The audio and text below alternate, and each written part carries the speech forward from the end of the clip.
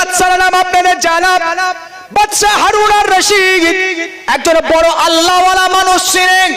এই বাদশা হারুন আর রশিদ আর তার বিবি একদিন দুইজনের ভিতরে ঝগড়া বেঁধেছে, ঝামেলা বেঁধেছে। একটু সহজ করে দেওয়ার জন্য আমি একটু লম্বা করছি। এই বাদশা হারুন আর রশিদ আর তার বিবির ভিতরে ঝগড়া শুরু হয়েছে। ঝগড়া শুরু হবার পরে এবার বিবি স্বামীকে ডেকে বলছে, মানে বাদশা হারুন আর রশিদকে ডেকে বলছে, রানী বলছে, হে বাদশা হারুন আর রশিদ, আপনি জাহান্নামী। বলছে জাহান্নামী। আর যখনই জাহান্নামী বলেছে বাদশার মিজাজ আর ঠিক থাকে, বউ আমাকে জাহান্নামী বললো। বাদশা হারুন আর রশিদ বলল, শোনো বিবি, যদি আমি জাহান্নামী হই তাহলে তুমি তালাকি। কঠিন জায়গায় গেল না? বুঝি যদি আমি জাহান্নামী হই তাহলে তুমি তালাকি। সমাধান কোথায় পাবে? ও জাহান্নামী না জান্নাত কি করে বুঝবে? ভাই আমার, দোস্ত আমার, বাদশা হারুন আর রশিদের কথা বলবার পরে যখন মিজাজ ঠান্ডা হয়ে গেল, হাই রে, বিবি আমাকে জাহান্নামী বলেছে আর আমি বিবিকে তালাকি বলেছি। সমস্যা তো বড়, আমি জাহান্নামী কিনা সে তো আমি জানি না। যদি জাহান্নামী হই তাহলে তো আমার বিবি তালাক। ওই বিবি নিয়ে তো আমি সংসার করতে পারবো না। বাদশা হারুন আর রশিদ এলাকার সমস্ত ওলামা হযরতদেরকে ডাকলেন, সমস্ত মুফতি সাহেবদেরকে ডাকলেন। ডাকবার পরে সেই জায়গাতে এই জামানাটা হলো হযরত ইমাম শাফি রাহমাতুল্লাহ আলাইহির জামানা। বাদশা হারুন আর রশিদ সবাইকে ডাকার পরে মুফতি সাহেবকে লক্ষ্য করে বললেন, হে আমার আলেম সম্প্রদায়, আমি বাদশা হারুন আর রশিদ আমি আল্লাহকে ভয় করি, ওই জন্য আমি হিসাব করে চলি। একজন তালাক বিবিকে নিয়ে তো ব্যবহার করা আমার জন্য কখনো বৈধ নয়। এই জন্য কিয়ামতের দিন আমাকে হিসাব দিতে হবে। কিন্তু একটা সমস্যায় পড়ে গেছে, আমার আর আমার বিবির ভিতরে ঝামেলা হয়েছে। কারণ যখন ফতোয়া নিতে হয় সম্পূর্ণ বয়ান দিতে হয়, যদি একটু কম করেন বেশি করেন তার উপরেই ফতোয়া হয়। ফতোয়া যখনই লিখতে হয় ওই জন্য কম বেশি করা যায় না, যেটা ঘটনা সেটা সম্পূর্ণ লিখতে হয়, নাহলে তার উপরে ফতোয়া আসবে, সেটা আবার ঘরে এসে নাও মানতে পারে, আর সে ফতোয়াটা সেটা সঠিক নাও হতে পারে। ওই জন্য ফতোয়া যখনই লিখবেন যে কোনো বিষয়ের উপরে, যেটা হবে একদম পুঙ্খানুরূপে আপনাকে বয়ানটা লিখতে হবে। বাদশা হারুন আর রশিদ বিবির সব কথা বললেন। বিবির সাথে ঝামেলা হয়েছে, জাহান্নামী আমাকে বলেছে আর আমি বলেছি জাহান্নামী যদি হয় আমি তাহলে তুমি তালাকি। হে মুফতি সাহেব, এবার বলো, এই যে জাহান্নামী আর তালাকি এই দুটো কথা হলো, এবার আমাদের মধ্যে আমি জাহান্নামী কিনা এটা তো আমি জানি না, আর আমার বিবি তালাকি হয়েছে কিনা এটা আমি জানি না। এর ফয়সালা কোরআন এবং হাদিসের আলোকে তোমরা আমাকে দাও। মুফতি সাহেবরা সবাই জবান বন্ধ করে বসে রইলেন। কেউ এর ফয়সালা দিতে পারছেন না, কেউ এর সমাধান দিতে পারছেন না, এই মাসলা হাল কেউ করতে পারছেন না। সব ওলামারা মাথা নিচু করে ভাবছেন কি হতে পারে। এমন সময় হযরত ইমাম শাফি রাহমাতুল্লাহ আলাইহি, তৎসময় তিনি তলাবা ছিল, ছাত্র ছিল। এই তালাবা থাকা, ছাত্র থাকা, কিন্তু এত ব্রেনি, এত এলেম, এত জ্ঞান সঞ্চয় করেছিল এই হযরত ইমাম শাফি হুজুর। তার নিজস্ব ওস্তাদ যিনি ছিলেন, ওস্তাদকে ডেকে বলছে, হুজুর যদি একটু অনুমতি দেন, এর সমাধান আমার কাছে আছে। একবার জোরে বলেন, এর সমাধান আমার কাছে আছে হুজুর, টেনশন নাই। বুঝে তুমি আমার তলাবা, যদি তুমি জবাব দিতে পারো এটা তো আমার জন্য গর্বের। একবার জোরে বলুন সুবহানাল্লাহ। এই তো প্রকৃত ওস্তাদ। তলাবা তাকে আগিয়ে দেওয়া হলো। বাদশাকে লক্ষ্য করে বললে, হে বাদশা হারুন আর রশিদ, আমি আপনার সওয়ালের জবাব দেব, আপনার মাসলা হাল করব, আপনার ফতোয়া দেব। তবে আপনি উস্তাদ হয়ে ওই সিংহাসনে না বসে আপনি নিচে বসুন, আর আপনার সিংহাসন আপনি আমাকে দেন।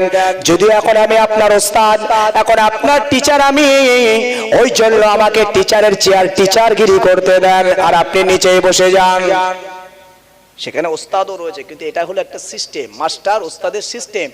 কে কখন মাস্টার হবে? এখানে যারা আছেন সবাই তো আমার থেকে সম্মানিত, সবাই আমার থেকে বয়স্ক মানুষ, আলেম মানুষ, জ্ঞানী মানুষ অনেক আছেন, সবাই আমার থেকে সম্মানিত, কিন্তু আমাকে একটা বড় সম্মানের আসনে বসতে হয়েছে। এটার সিস্টেমই এই, এটার পদ্ধতি এই। হযরত বাদশাহ হারুন আর রশিদকে নিচেই বসতে বললেন।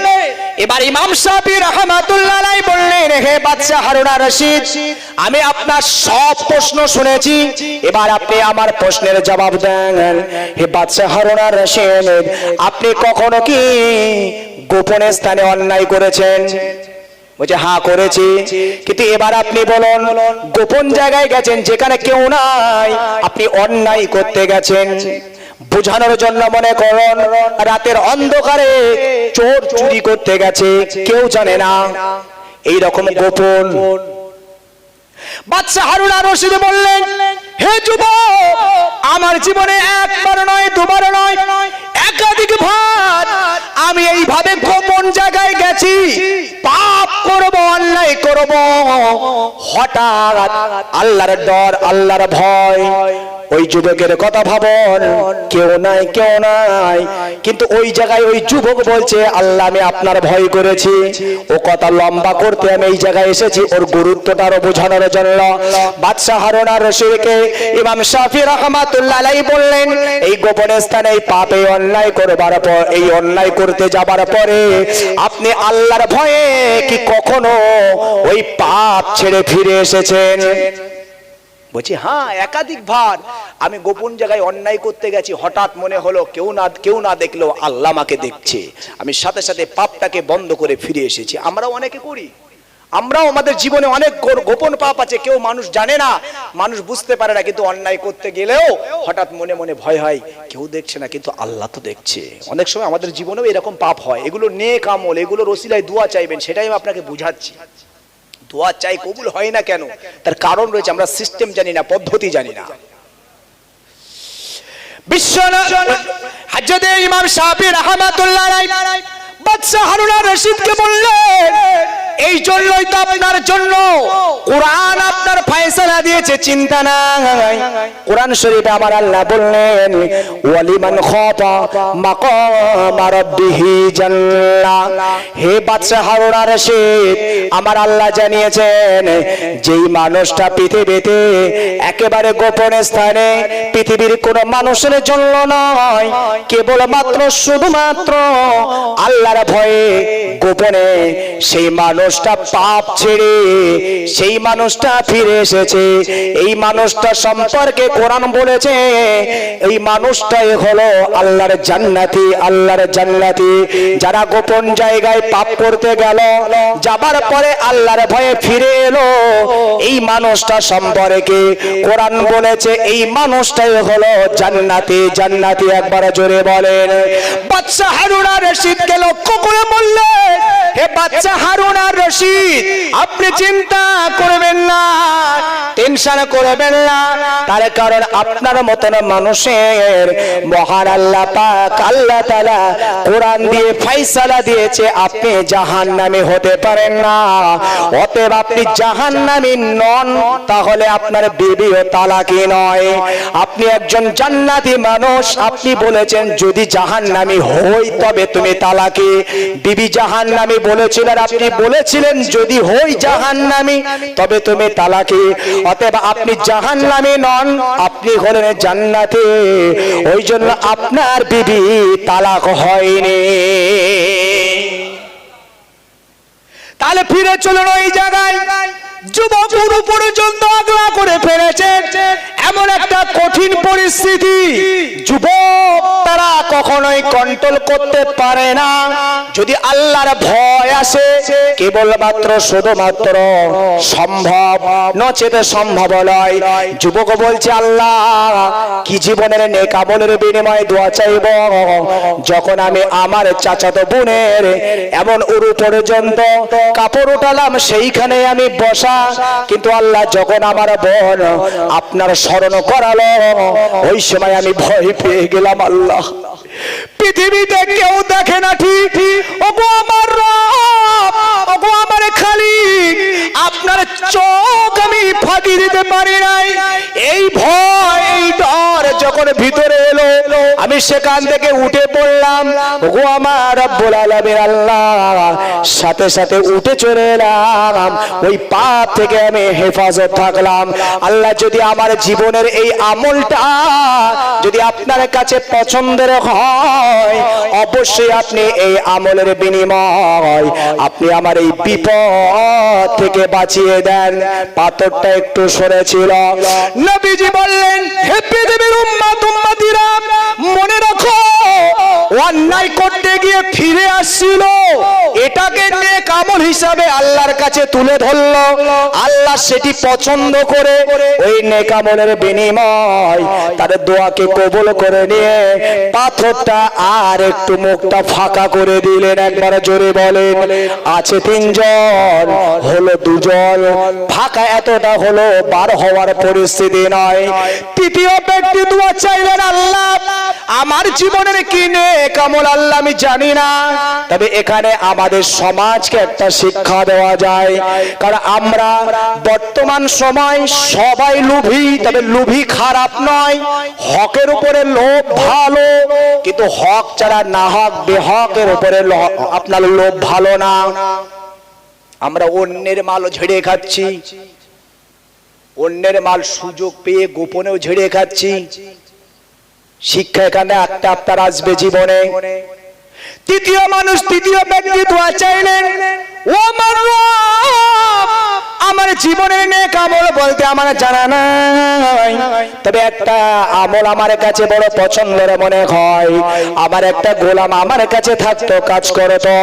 এই গোলামটা দীর্ঘদিন কাজ করার পরে সে আমার কাছে আর থাকতে চায় না, কিন্তু ভয়তেও বলতে পারে না।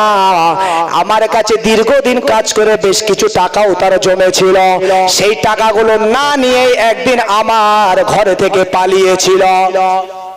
মনে করুন 1000 টাকার কাজ হয়েছে, ওই 1000 টাকার কাজ হবার পরে সে আর মালিককে না বলে সে ঘর থেকে পালিয়ে গেছে। আল্লাহর কাছে বলছে, আল্লাহ আমার ওই গোলাম দীর্ঘদিন ধরে, কয়েক বছর ধরে আমার সামনে আসে না, কিন্তু ওগো আল্লাহ একদিন দেখতে পেলাম আমার ওই গোলামটা আমার দরবারে চলে এলো। আমার দরবারে আসবার পরে ভয়ভীতস্ত মনোভাব নিয়ে আমার কাছে ছুটে এসে বললেন, হুজুর আমি ভুল করেছি, অন্যায় করেছি, ক্ষমা চাইল। অবশেষে বলতে লাগলো, হুজুর আমি আজ বড় বিপদের মধ্যে রয়েছি, আমি আপনার কাছে কাজ করতাম, আপনার কাছে আমি এতটা টাকা আমি আপনার কাছে পেতাম, মনে করুন 1000 কি 5000, হুজুর আমি এতটা টাকা আপনার কাছে পেতাম, হুজুর আমি ভয়ে আপনাকে না বলে পালিয়ে গিয়েছিলাম, হুজুর আমার এখনো বড় টাকার সংকট, অর্থের সংকট, হুজুর দয়া করে যদি আপনি ওই টাকাটা আমাকে ফিরিয়ে দেন বড় উপকৃত হতাম। আমি বেশি চাইনি, ততটাই। এ যুবক আল্লাহর কাছে দোয়া চাই, ও আমার রব, ও আমার খালিক, ও আমার মালিক, কি দোয়া চাইব আল্লাহ? আমি তাকে লক্ষ্য করে বললাম, হে যুবক, হে আমার গোলাম, ওই যে বাউন্ডারিটা দেখা যায়, ওই বাউন্ডারিতে যত সম্পদ আছে সবগুলোই তোমার। পেতো 1000, কিন্তু যে বাউন্ডারিটা দেখালো মনে করুন আছে সেখানে 20,000-এর সম্পদ। ওই সময় গোলাম ভাবছে, হুজুর আমার সঙ্গে রসিকতা করছেন, ভাবছেন হয়তো আমার সাথে মজাক করছেন।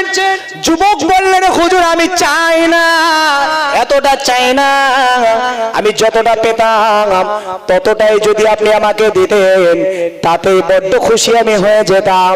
ওই সময় বলছে, আল্লাহ যুবককে ডেকে বললাম, যুবক তুমি আমার কাছে রেখে গিয়েছিলে 1000, আমি ওই 1000 টাকাটা আমানত রেখেছিলাম, খালি তাই নয় যুগের সাথে তাল মিলিয়ে তোমার ওই টাকা দিয়ে কিছু ব্যবসার জন্য আমি সম্পদ কিনেছিলাম। সেই সম্পদ থেকে বাড়তে বাড়তে বাড়তে বাড়তে ওই যে বাউন্ডারিটা তোমাকে দেখায় ওখানে আমার কোনো সম্পদ নয়, তোমার এই অর্থ দ্বারা ওই সম্পদগুলো আমি নিজে আমানতের সাথে গচ্ছিত রেখেছি। ও আমার রব, ও আমার খালিক, ও আমার মালিক, যদি আপনি আমার এই আমলটাকে যদি পছন্দ করেন, আপনার কাছে দোয়া চাই আল্লাহ, এই আমলের বিনিময় আপনি আমাদের এই বিপদ থেকে বাঁচিয়ে দেন। নবীজি ডেকে বললেন, ও আমার উম্মত, আল্লাহ নেক আমল কত পছন্দ করে। যখন তৃতীয় ব্যক্তি এই দোয়া চাইলো, আমার আল্লাহ পাক আল্লাহ তাআলা তার কুদরতি ক্ষমতায় ওই পাথরটা অটোমেটিক আরো সরিয়ে দিলেন। এই তিনজন মানুষকে গুহার ভিতর থেকে বার হতে আর সমস্যা রইল না। ফিরে চলুন সেই জায়গায়, আমি ভুলিনি ইবলিস শয়তান, ভুলিনি আমি ইবলিস শয়তান, যাকে কেন্দ্র করে আমার আল্লাহ সাবধান করলেন, ও হলো তোমাদের প্রকাশ্য দুশমন। কেন প্রকাশ্য দুশমন? এবার আল্লাহর কাছে বলছে, আল্লাহ নেক আমল আমার জীবনে কিছু আছে, হয়েছে কি কাফের, হয়েছে কি ইবলিস শয়তান, তারপরও আল্লাহকে বলছে, আল্লাহ নেক আমল যা করেছি তার বিনিময়ে কি পাবো না? আমরা হয়তো বিরাট আমল করতে পারি না, বিরাট পরেশগার নয়, বিরাট তাকওয়াপন্থী নয়, তবে জীবনে কি নেক আমল নাই? নেক আমলের বিনিময়ে দোয়া চাইবেন, তবেই তো আল্লাহ কবুল করবে। দোয়া চাইবেন যখন, আল্লাহ জীবনে নেক আমল কিছু নেই, কিন্তু রাস্তায় দেখেছিলাম একটা অসহায় গরিব মানুষ খুব কান্নাকাটি করছিল, আল্লাহ কিছু টাকা পয়সার জন্য আমি তাকে কিছু টাকা পয়সা দিয়েছিলাম, সে খুব খুশি হয়েছিল। ওই আমলটাকে নিয়ে আপনি সারা জীবন দোয়া চান, আল্লাহ নবী বলছে তোমার দোয়া ফিরিয়ে দেবেন। একবার জোরে বলুন সুবহানাল্লাহ। আমি পদ্ধতিটা বুঝাচ্ছিলাম আপনাকে। ইবলিস শয়তান, সে বলছে আল্লাহ আমার জীবনে এত নেক আমল আছে, সারা জীবন ধরে সেজদা দিয়েছি, সারা জীবন ধরে এত ইবাদত করেছি, আপনি সেই ইবাদতের মাধ্যমে কিছু তো আমাকে দেবেন। আল্লাহ বলছে চাও, অবশ্যই দেব, আমি আল্লাহ ওয়াদা দিয়েছি, নেক আমলের বিনিময়ে দোয়া চাইলে কাউকে ফিরিয়ে দিই না। আল্লাহ আমাদেরকে বোঝালেন, বান্দা এই ইবলিস শয়তান নেক আমলের বিনিময়ে আমার কাছে দোয়া চাইলো, আল্লাহ একটু আমার হায়াতটাকে লম্বা করে দেন, আল্লাহ একটু আমার হায়াতটাকে বাড়িয়ে দেন, আমার হায়াতটাকে একটু লম্বা করে দেন। আল্লাহ বললেন, হে ইবলিস কতটা লম্বা হায়াত চাও, কত বড় হায়াত চাও, কত লম্বা হায়াত চাও? ইবলিসের কাছে আল্লাহ জিজ্ঞাসা করলেন। ইবলিস আল্লাহকে ডেকে বললেন, হে আমার রব, হে আমার খালিক, হে আমার মালিক, আমার হায়াতটা এতটা লম্বা চাই আল্লাহ, এবার আমি একটু জানতে চাই, পৃথিবীর জমিনে যে মানবের সূচনা করলেন, যে আদমকে আপনি বানালেন, এই আদমের সন্তানেরা পৃথিবীতে কতদিন থাকবে? আল্লাহ বললেন, ইবলিস আমি আল্লাহ ততদিন পর্যন্ত আমার এই আদম সন্তানদেরকে দুনিয়াতে রাখবো, যতদিন পর্যন্ত আমি আল্লাহ কিয়ামত অনুষ্ঠিত না করব। পৃথিবীতে আমরা কতদিন থাকবো? যতদিন আল্লাহ কিয়ামত অনুষ্ঠিত না করবেন। পরে আমাদের পরে পরবর্তী জেনারেশন, তার পরবর্তী জেনারেশন, তার পরবর্তী জেনারেশন, এইভাবে মানুষ শেষ হবে না, কিয়ামত পর্যন্ত এই পৃথিবীতে মানুষ থাকবে। ইবলিস শয়তান বললেন, আল্লাহ এবার আমি আপনার কাছে বলবো, এই মানব জাতিকে আমি ধ্বংস করব, এই মানব জাতিকে আমি শেষ করব, এই লক্ষ্যে আমি দোয়া চাই, পৃথিবীতে যতদিন এই মানব সম্প্রদায় বেঁচে থাকবে ততদিন আমি ইবলিস বেঁচে থাকতে চাই, আমাকে ততদিন মওত দেবেন না যতদিন কিয়ামত না হয়। তার মানে ইবলিস এখনো আছে, ইবলিস মরেনি, ইবলিস এখনো বেঁচে আছে। আল্লাহর দরবারে হাত তুলে আবার চাই, গো আল্লাহ হায়াত আপনি বাড়িয়ে দেন। আল্লাহ বললেন দিয়ে দিলাম। আল্লাহ দ্বিতীয় আরজু হলো আমার নেক আমলের বিনিময় আল্লাহ আপনার দরবারে আরজু হলো, আল্লাহ আপনি আমার ভিতরে এমন ক্ষমতা দেন, এমন পাওয়ার দেন, এমন শক্তি দেন, ও আমার রব, ও আমার খালিক, ও আমার মালিক, আমি যেন এই গুনাহগার, এই মানব জাতির শিরা উপশিরায় ঢুকে মুহূর্তের ভিতরে যেন আমি ধোঁকা দিতে পারি। কাদের? আমাদের ধোঁকা দিতে পারে, আল্লাহর কাছে চাইছে। এই ক্ষমতা তো খোদ আল্লাহ ইবলিসকে দিয়েছে। তবে মনে রাখুন, ইবলিস শয়তান তিনি বলেছেন, নবীজি বর্ণনা করেছেন, হে দুনিয়ার মানুষ মনে রাখো, ইবলিস শয়তান বলে পৃথিবীতে আমি ইবলিস কেবলমাত্র ভয় করি, শুধুমাত্র ভয় করি পৃথিবীতে আমি আলেম সম্প্রদায়কে। ইবলিস কারোর ভয় করে না, ইবলিস ভয় করে কাদের? আলেমদেরকে। তবে আপনারাও আলেম নন এ কথা নয়, আপনারাও আলেম। আলেম মানে হলো জ্ঞানী, কেউ একটু বেশি জানে, কেউ একটু কম জানে, এটাই হয়তো পার্থক্য। সবাই আমরা আলেম। কে জানে না নামাজ না পড়লে গুনাহ হয়? কে জানে না রোজা না রাখলে গুনাহ হয়? অন্যের উপরে জুলুম করলে গুনাহ হয়? সুদ খেলে ঘুষ খেলে গুনাহ হয়? কে জানে না? সবাই তো জানে। মানে সবাই আলেম, কেউ একটু ছোট, কেউ একটু বড়।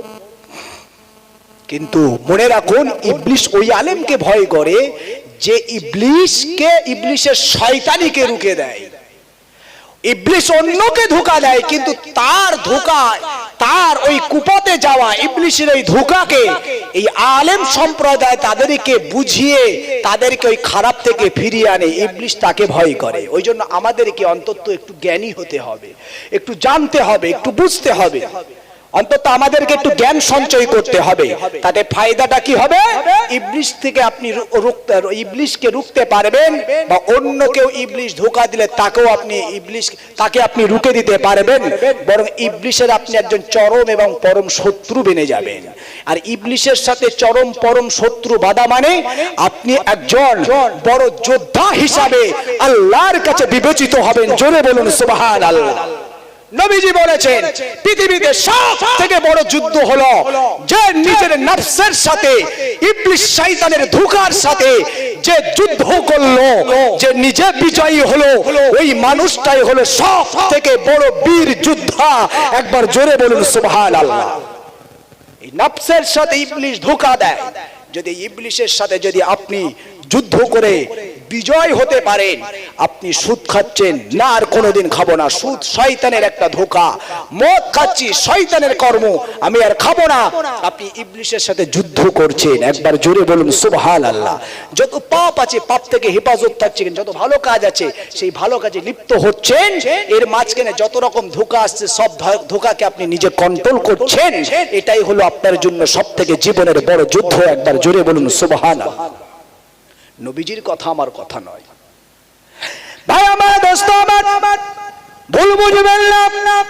এবার ইবলিস শয়তান আল্লাহর কাছে দোয়া চাইলেন, হে আমার রব, হে আমার খালিক, হে আমার মালিক, এবার আপনার দরবারে দোয়া চাই, আল্লাহ আপনি এমন পাওয়ার, এমন ক্ষমতা দেন যে কারণে আমি মানুষকে ধোঁকা দিতে পারি। আল্লাহ বললেন, দিলাম। তাহলে আমাদের ধোঁকা দিতে সক্ষম। কিন্তু আমরা যদি জ্ঞানী হই, আমরা যদি শিক্ষিত হই, শয়তানের কাছ থেকে যদি আমরা রুখে থাকতে পারি, তবে এখানে যুদ্ধের সওয়াব আবার নবী বলেছেন। তবে মনে রাখুন, ওই জায়গায় আবার মহান আল্লাহ পাক আল্লাহ তাআলা বললেন, ঈমান আনার পরে যারা উদখুলু ফিস সিলমি কাফা, যারা ইসলামের ভিতরে যারা পরিপূর্ণ থাকবে, ইসলামের গণ্ডির ভিতরে যারা পরিপূর্ণ থাকবে, মহান রব্বুল আলামিন আল্লাহ পাক আল্লাহ তাআলা বলেন, ওই মানুষগুলোর জন্য আমি আল্লাহ পাক আল্লাহ তাআলা নিজে দায়িত্ব নিয়ে ইবলিস শয়তানের ধোঁকা থেকে আমি হেফাজত করব। যদি আমরা ইবলিস শয়তানের এই ধোঁকা থেকে যদি বাঁচতে চাই, তাহলে আমাদের এই পরিপূর্ণভাবে ঈমান আনার পরে ইসলামের ভিতরে পদার্পণ ঘটাতে হবে। আমরা এই বিল্ডিং এর মধ্যে যদি থাকতে পারি, এই এরিয়ার মধ্যে যদি থাকতে পারি, আল্লাহ কি ওয়াদা দিচ্ছে এবার শুনুন। আল্লাহ বললেন, রেখে দুনিয়ার বান্দারা শুনে রাখো, আমি তোমাদের রব, আমি তোমাদের খালিক, আমি তোমাদের মালিক জানিয়ে দিলাম। যদি তোমরা পৃথিবীতে আমি আল্লাহ আমার দেওয়া হুকুম ঈমান আনার পরে যদি তোমরা পরিপূর্ণ উদুখলো যদি প্রবেশ হয়ে যেতে পারো, আমি আল্লাহ জানিয়ে দিলাম ইবলিসের ইচ্ছা ধোঁকা দেওয়া, তারপরেও আমি আল্লাহ জানিয়ে দিলাম এই বিল্ডিং এর ভিতরে তোমাদের মতো প্রকৃত ঈমানদারদেরকে এমন ভাবে আবদ্ধ রাখবো যে ইবলিস শয়তান তোমাদের ধোঁকা দেওয়া তো দূরের কথা, তোমাদের কাছ পর্যন্তই পৌঁছাতে পারবে না।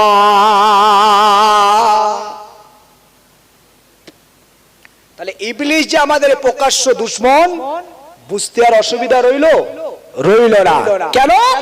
এবং তিনি যে আমাদেরকে ধোঁকা দিতে সক্ষম সেখানেও রইল না, কারণ আল্লাহর কাছ থেকে ক্ষমতা চেয়েছে, আল্লাহ তাকে দিয়েছে, সে পারবে, ক্ষমতা তার আছে, সে ধোঁকা দিতে সক্ষম। কিন্তু তাদের জন্য যারা আমরা ঈমান আনার পরে পূর্ণাঙ্গ বিল্ডিং এর মধ্যে ঢুকতে পারিনি, যারা কিছু মানি আর কিছু ছাড়ি, যারা কিছু মানি আর কিছু ছাড়ি, তারা ধরা পড়বে। যারা আমরা নামাজও পড়ছি মিথ্যাও বলছি, তার মানে কি শয়তান এদেরকে ধোঁকা দিচ্ছে। এই জন্য বাউন্ডারির বাইরে আল্লাহ বললেন, ওয়ালা তাত্তাবিউ খুতুওয়াতিশ শাইতান, বাইরে তোমরা বেরিও না, শয়তানের ধোঁকায় তোমরা পড়ে যাবে। আর এই শয়তান তোমাদের প্রকাশ্য বন্ধু নয়, প্রকাশ্য দুশমন তোমাদের। শয়তান থেকে বাঁচো, শয়তান তোমাদেরকে জান্নাতে নয় বরং শয়তান তোমাদেরকে জাহান্নামে টেনে নিয়ে চলে যাবে। অতএব আমাদেরকে এই সমস্ত দিকগুলি ফলো করে দুনিয়াতে চলতে হবে। আল্লাহ আমাদের সকলকে কবুল করেন, সকলে বলি আল্লাহুম্মা আমিন। যদিও টাইমের দিকে লক্ষ্য করে আমি আর লম্বা চওড়া করছি না, এই পর্যন্ত ইতি করছি। আসুন আমরা সকলে নবী পাকের মহাব্বতে আল্লাহ পাকের সম্মুখে দাঁড়িয়ে একটু সালাতু সালাম পড়ি। ইয়া নবী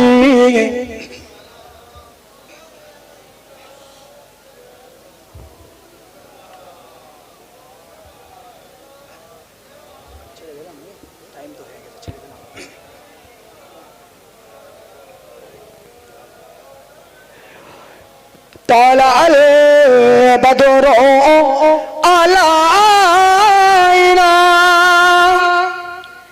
من ثنيات البداء وجب الشكر علينا مدعا لله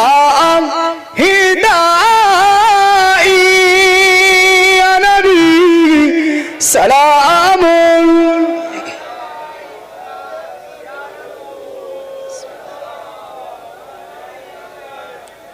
يا حبيب السلام عليكم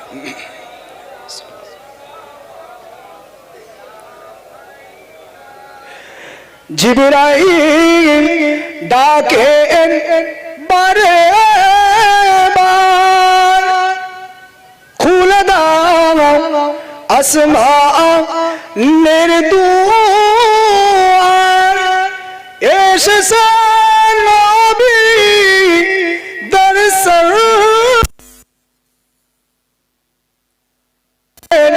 যে খোদা আর দিদার। ইয়া নবী সালামুন ইয়া রাসূল ইয়া হাবিব সাল্লাল্লাহু আলাইহি।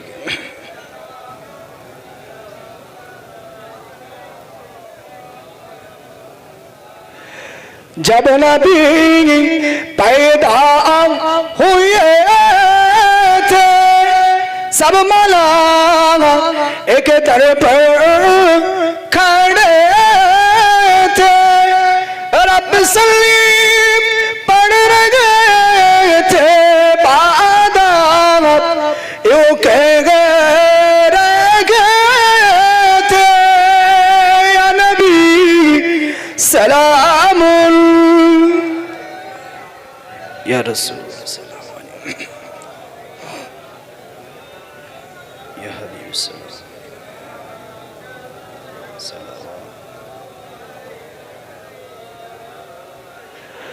নবীজি আবা আব্দুল্লাহ নবীজি আম্মা আমিনা নবীজি দুদুমা হালিমা নবীজি রওজা সোনার মদিনা ইয়া নবী সালামুন আলাইকা ইয়া রাসূল সালামুন ইয়া হাবিব সালামুন আলাইকা সালাওয়াতুল্লাহ সকলে বসে পড়ুন বালাগাল ওলা বিকামালিহি কাশাফাত জাবে জামালিহি হাসনাত জামিউ খিসালিহি সাল্লু আলাইহি ওয়া আলিহি সকলে বিসমিল্লাহ সহ আলহামদু শরীফ 3 বার কুলহু শরীফ 10 বার 11 বার দরুদ শরীফ পড়েন দোয়া হবে ইনশাআল্লাহ